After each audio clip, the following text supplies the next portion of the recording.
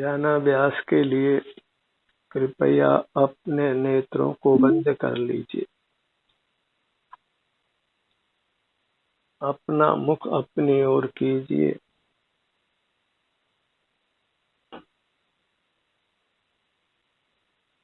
यह कार्यक्रम पावन इसीलिए है क्योंकि इसमें हम अंतर्मुख रहने का प्रयत्न करते हैं। बहिर्मुखता अपावन है और अंतर्मुखता पावन है। संसार के सर्व जीव सुख स्वभावी हैं।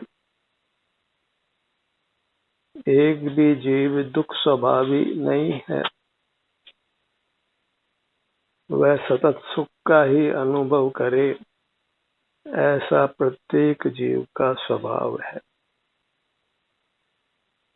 तथापि अनादि से बहिर्मुख रहने के कारण जीवों को ये खबर ही नहीं होती कि वे स्वयं सुख स्वभावी हैं। सदा सुख का ही अनुभव करना उनका स्वरूप है।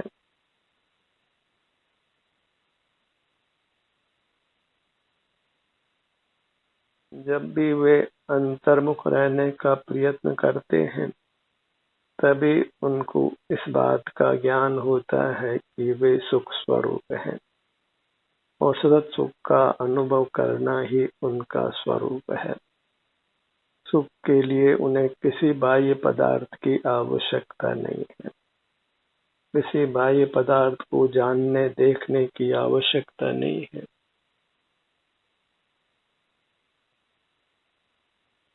आप ही सुख स्वरूप होने से अपने से ही युक्त रहना होता है।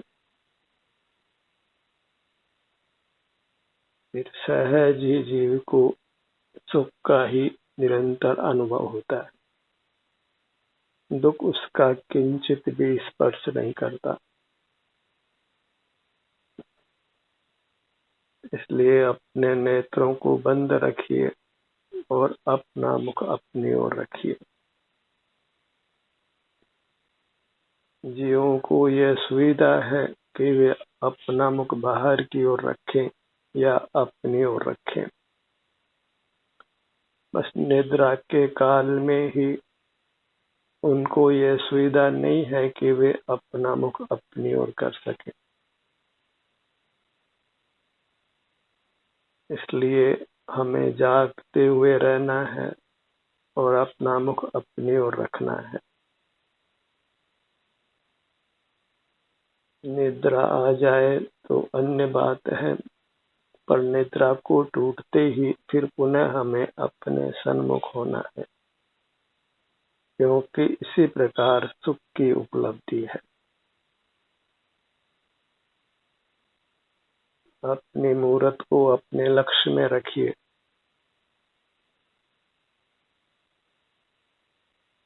अपने से विमुख नहीं रहना है, क्योंकि आपाद मस्तक इतना ही सुख है। आप ही अपना भोग्य है और अपने भोग से ही आप उत्तम सुख को पाता है।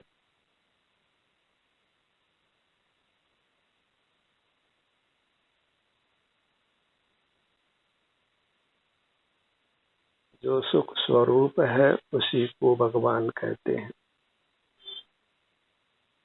भग का अर्थ सुख होता है। जो सुखवान है वह भगवान है।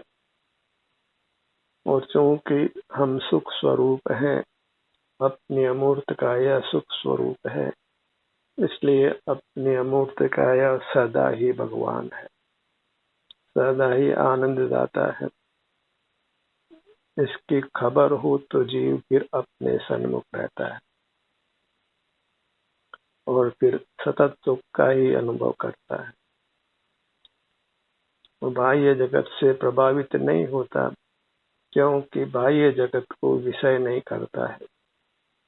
जो बाह्य जगत को विषय करते हैं वे ही बाह्य जगत से प्रभावित होते हैं और बाह्य जगत के प्रभाव से ही जीव को वैश्विक सुख दुख का अनुभव होता है, और वैश्विक सुख भी परमार्थ से दुख ही है। इसलिए बहिर्मुख जीव सतत दुख को भोगते हैं, और अंतर्मुख जीव अपने सुख स्वभाव के सन्मुख होने से सतत शांति और सुख का अनुभव करते हैं। कदाचित पूर्व कर्म के बंध से कुछ समय तक उनको दुख का असहता का अनुभव हो सकता है, पर शीघ्र ही वे सकल दुखों से मुक्त होकर उत्तम अविनाशी सुख को पा लेते हैं।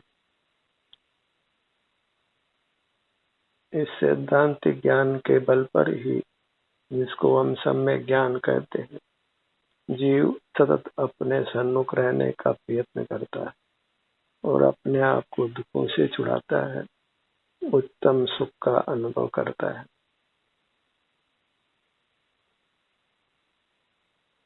बाह्य पदार्थों को जानने का नाम ज्ञान है, और अपना अनुभव करने का नाम ध्यान है। भले लोक में इन शब्दों का अन्य अर्थ भी किया जाता हो, आत्मज्ञान जैसी बात की जाती हो, और पर पदार्थों का ध्यान करने की बात की जाती है, पर वास्तव में पर पदार्थों का ज्ञान होता है और अपना ध्यान अर्थात अनुभव होता है।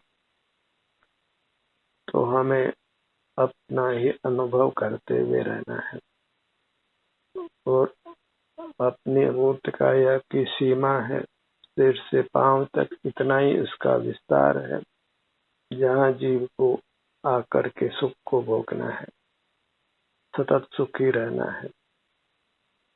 अपने किसी भी भाग पर, किसी भी अंग पर, किसी भी उपांग पर आप आइए, आपको आपकी मूर्त में सुख ही देना है, सुख का ही अनुभव कराना। इसलिए अपनी मूर्त ही महिमा बनते है। इसलिए आत्मा को परमात्मा कहा जाता है। परमात्मा अर्थात भगवान, और आत्मा शब्द भी अपने लिए प्रयुक्त होता है। जो अपना है वही आत्मा है। सिर से पांव तक अपनी मूर्त ही अपनी है, और वही आत्मा है। इसलिए आभ्यंतर अमूर्त शरीर कहें कि आत्मा कहें, दोनों एकार्थक हैं। तथापि हम अपनी मूर्त को सदा से ही शरीर के रूप में ही अनुभव करते आए हैं। इसलिए हम ध्यान के इस कार्यक्रम में ध्येय के रूप में अपने शरीर का ही नाम लेते हैं, शरीर के अंग उपांगों का ही नाम लेते हैं, क्योंकि हमें अपनी मूर्त इसी रूप से प्रसिद्ध है। अपने ध्यान को अपने दाहिने भुजा पर लाइए।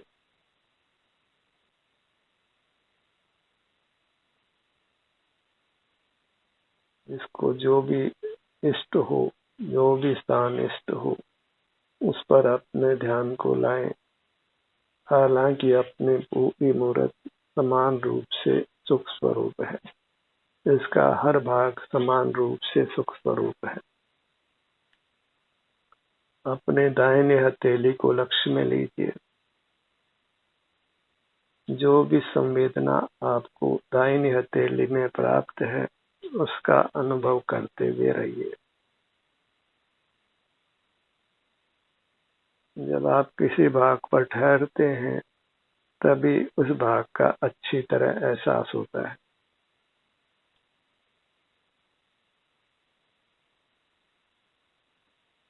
हमें अपने ही सन्मुख निरंतर रहना है। अपनी मूर्त ही आनंद भवन है, आनंद रूपी उद्यान है। दाहिने हथेली अपने ध्यान को अपनी छोटी अंगुली पर लाइए।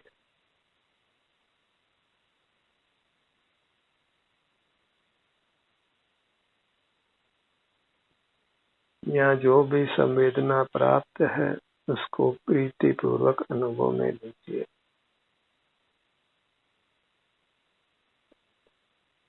जिस भी भाग के सन्मुख होते हैं उस भाग की संवेदना का अनुभव हमें स्वयं होता है। बस उस अनुभव को प्रमोद से ही लेना है। वेदना को भी आप प्रमोद से ही लीजिए, क्योंकि इससे भी आप वेदना से मुक्त होते हैं। तो वेदना का अनुभव कर जीव वेदना से मुक्त हो जाता है। बस सहिष्णुता चाहिए और धैर्य चाहिए। स्वावलंबन से सर्व दुखों का नाश होता है। अपने अनामिका अंगुली पर आइए।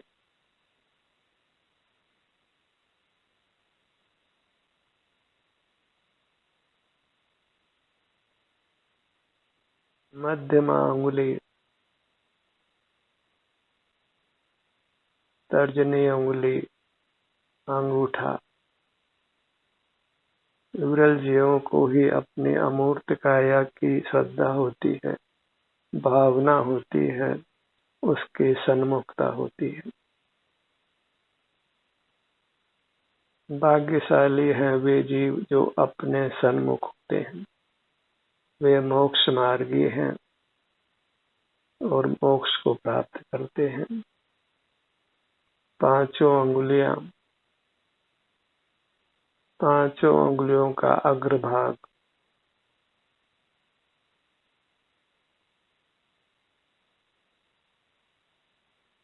जो बाहरी विश्व में रास्ते हैं वे शीघ्र ही दुर्गति को प्राप्त करते हैं, और जो अपने सन्मुख होकर अपनी अमूर्त काया में ही रास्ते हैं वे शीघ्र ही उत्तम गति को प्राप्त करते हैं।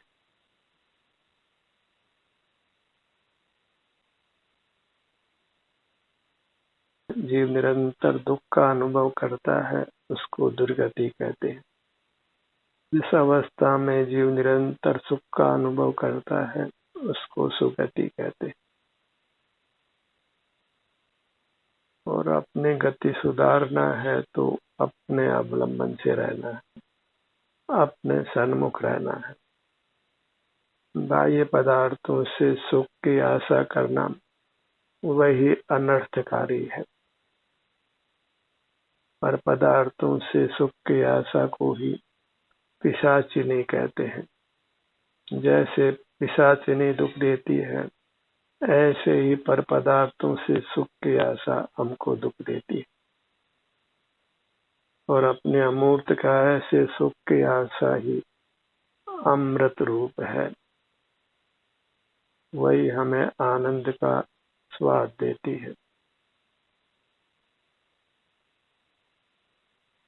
सुख की आशा करना योग्य है, पर भिन्न पदार्थों से नहीं, पर पदार्थों से नहीं, अपने से ही करना है, अपनी अमूर्त काया से ही करना है। जो अभिन्न है आप ही है। पांचों अंगुलियां एक साथ हथेली अपने ध्यान को अपने दाईं कलाई पर लाइए।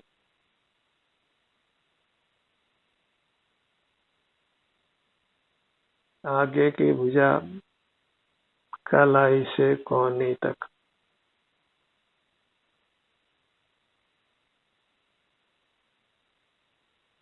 परमात्मा कभी भी बहिर्मुख नहीं होते, और हम भी जब अंतर्मुख होते हैं तो बहिर्मुख नहीं होते। तो अंतर्मुखता के समय हम परमात्मा के समान होते हैं। वे भी वीतरागी और हम भी वीतरागी। वे भी सुख का अनुभव करते हैं और हम भी सुख का अनुभव करते हैं। होने का भाग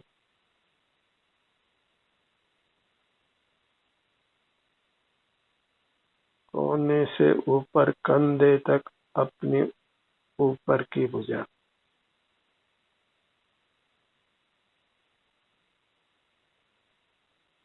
पूरी दाहिनी भुजा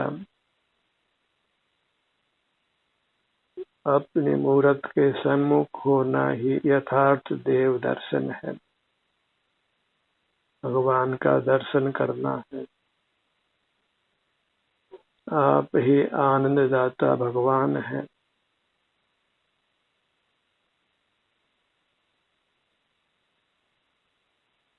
आनंद का अनुभव करना ही हमारा स्वरूप है।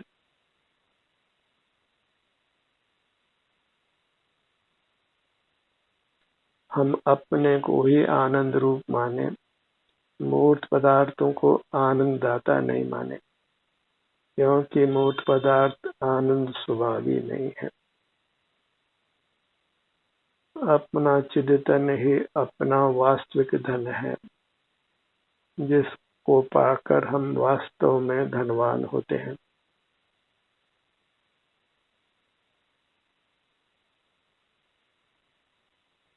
भगवान ही यथार्थ में धनवान होते हैं, क्योंकि सुख ही सच्चा धन है और अपने पूरी मूर्त सुख स्वरूप है।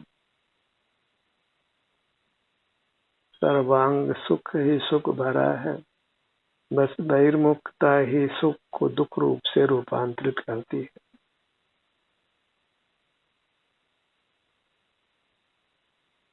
अपने ध्यान को अपने बाएं भुजा पर लाइए। हमारे ध्यान का देह हमारी अमूर्त काया ही है। दिन प्रतिदिन हर घड़ी हर मिनट हमें अपनी मूर्त को ही ध्याना है। सुख इतना ही है जितना अपनी अमूर्त मूर्त है, और इसमें हमको अनंत काल तक उत्तम सुख देने की सामर्थ्य है। जैसे जड़ पदार्थ स्पर्श रसगंध वर्ण रूप रहते हैं, ऐसे ही हम सुख रूप रहते हैं। शुद्ध पुद्गल तो मात्र स्पर्श गुण वाला है। जैसे हवा में केवल स्पर्श पाया जाता है, ऐसे ही शुद्ध जीव एक सुख वाले होते हैं। मूर्त पदार्थों को विषय करने से ही संसारी जीव नाना दुखों को भोगते हैं।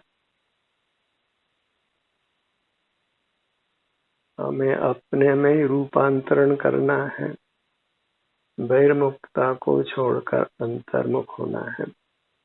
मूर्त पदार्थों को विषय करना छोड़कर अपने अमूर्त काया को विषय करना है।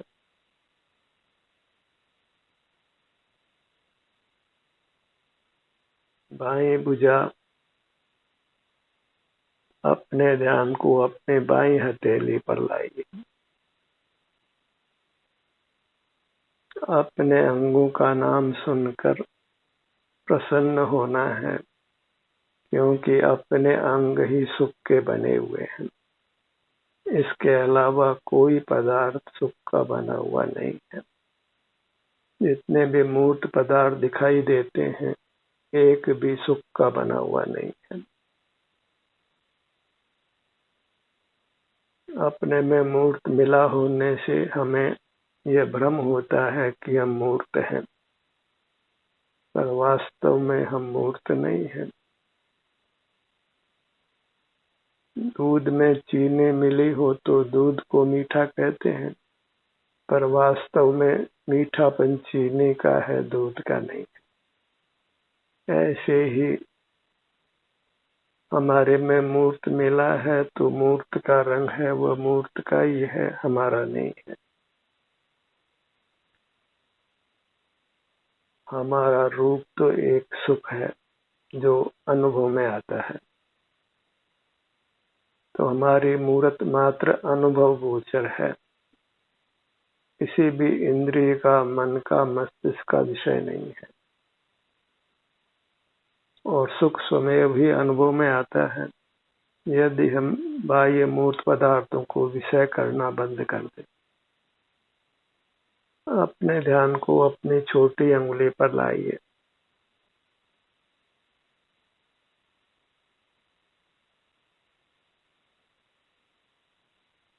अनामिका, मध्यमा, तर्जनी, अंगूठा।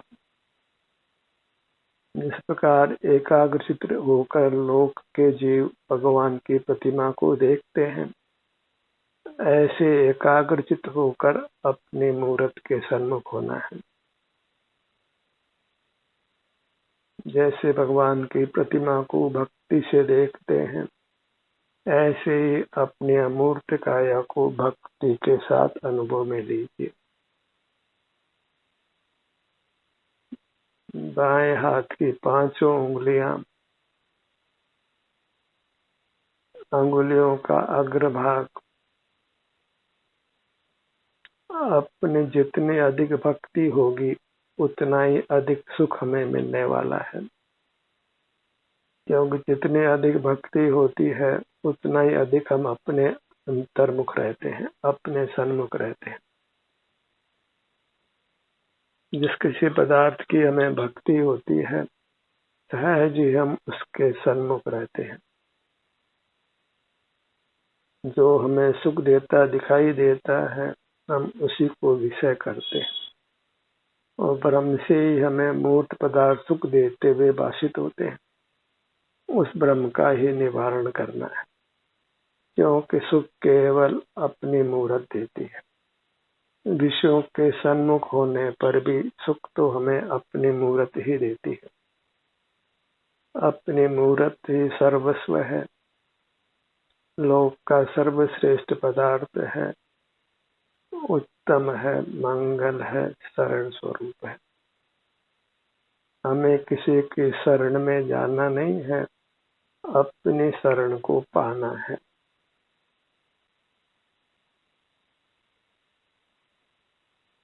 इसलिए गच्छामि शब्द का प्रयोग उपयुक्त नहीं है, पवज्जामि शब्द का ही प्रयोग उपयुक्त है। कहीं जाना नहीं है, अपने को पाना है। किसी की शरण में जाना नहीं है, अपनी शरण को पाना है।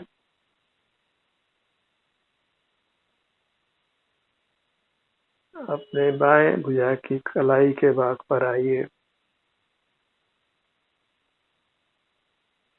कलाई से कोहनी तक की आगे की भुजा,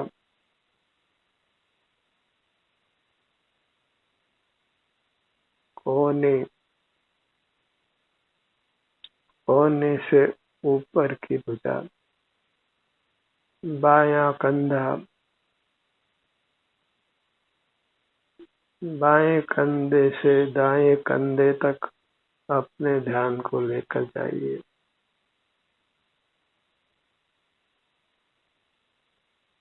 अपने धड़ भाग को लक्ष्य में लीजिए।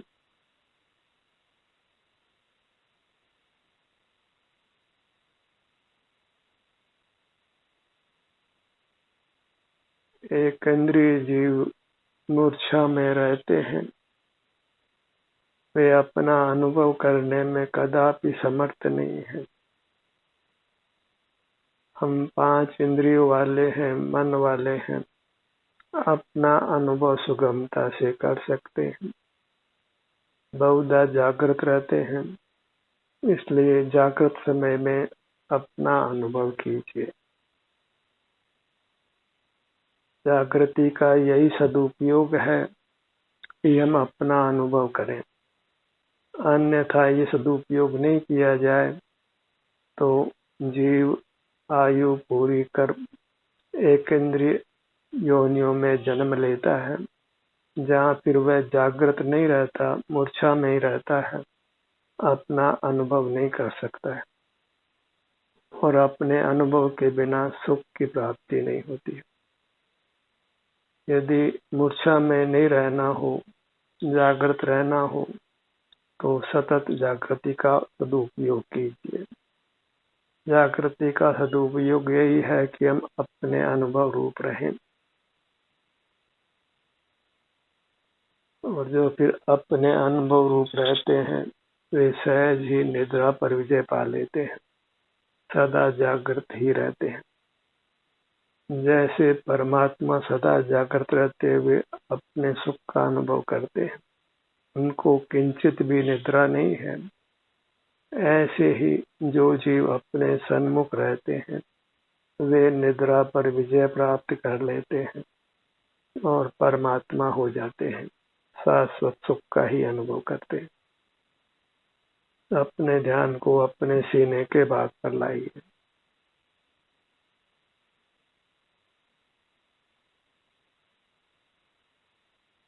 पेट का भाग, पीठ का भाग,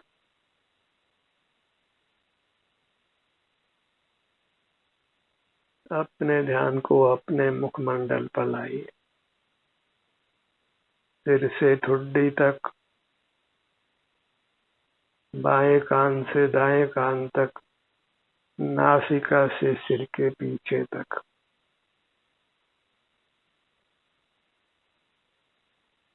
अपने ध्यान को अपने दाहिने पैर पर लाइए।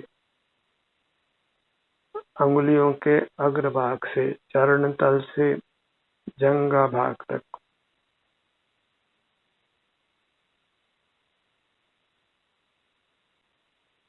अपने ध्यान को अपने बाएं पैर पर लाइए। अंगुलियों के अग्रभाग से पगतली से जंघा भाग तक।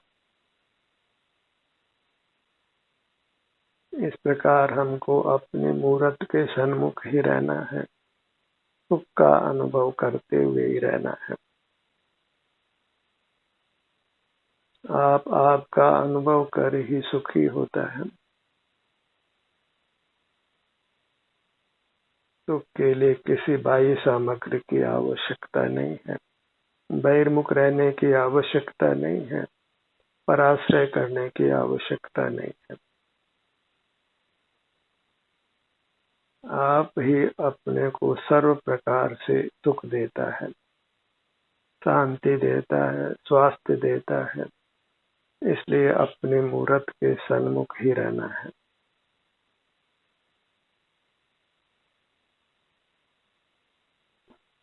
अपने को इस प्रकार दुखों से बचाना है, रोगों से, वेदना से, जन्म मरण से, और अपने सन्मुख रहकर फिर सदा सुख का ही अनुभव करना है।